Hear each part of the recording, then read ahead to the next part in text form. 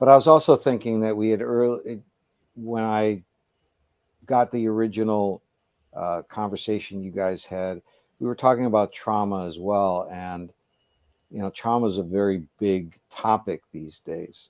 Sure.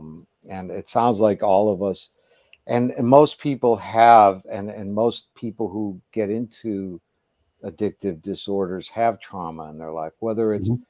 whether it's what they call the big T traumas or little T traumas. Mm. And the difference being big T traumas are what you're familiar with, rape, witnessing a murder, Katrina, or the, you know, towers in New York coming down, and that shared trauma. But there's also, and there's also now some things being talked about of race trauma and even religious trauma. I Mm. mean, there's been attacks on religious institutions that just keeps multiplying, and the hatred that's going on in the world is just heartbreaking. But Mm. you know, the little T traumas are sometimes not so easy to identify and can be far more debilitating in many Mm. cases than the big T traumas, because people who have experienced big T trauma, they have something that they can sort of attach their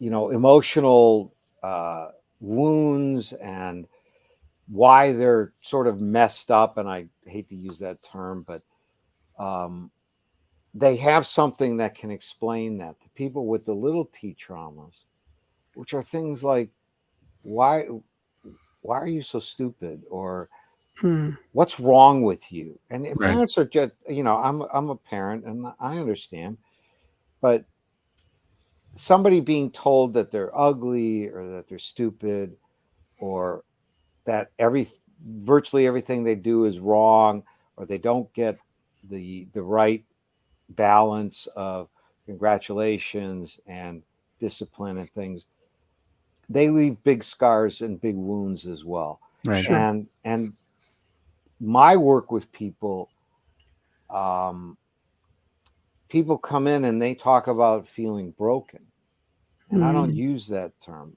I use wounded. People are Mm. wounded, Mm. and the most dangerous animal in the animal kingdom is a wounded animal, because a Mm. wounded animal has nothing to lose, and Right. Right. they will fight with a ferocity that a healthy animal will not. Yeah. Mm. And so wounded people also fight, and unfortunately they fight themselves more than anybody else, but wounded people do fight other people as well. Right. Sure. So but I try to work with people on healing their wounds, not Mm. repairing their brokenness. And I love Wow. that. That's powerful. two core beliefs, I believe, and because I work a lot in addiction, I think it goes beyond addiction, but two Mm. core beliefs are: there's something intrinsically missing, broken, wrong with me, and as a result of that belief, life will never really work out for me. Hmm. And Mm. so these people, anytime things start to go well, they sabotage it. Things go really poorly, they go get some help to make them better, but they stay within this comfort zone of just just so good, not too good, Right. and just so bad, but not too bad. Right. Right. And so I work really hard to help people see how they can heal those wounds. And the healing is connection. That's where the healing comes.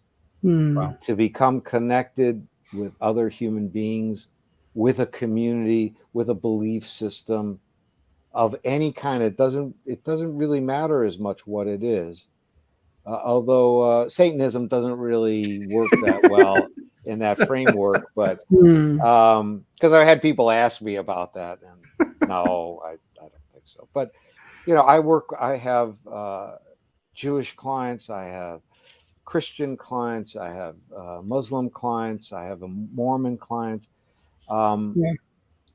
and at the heart of all of those, at the real heart of all of it, is spirituality. At least this is my belief. And spirituality is about connecting both with our own spirits and the spirits of other human beings, Mm. and the universal spirit. So I just wanted to throw that out, Yeah. just to talk, Yeah. just to bring trauma into the conversation a little bit. But because we're talking about meaning and suffering, and how do we get through adversity, and trauma is one of the big adversities we have to get through. Right. I agree. Yeah.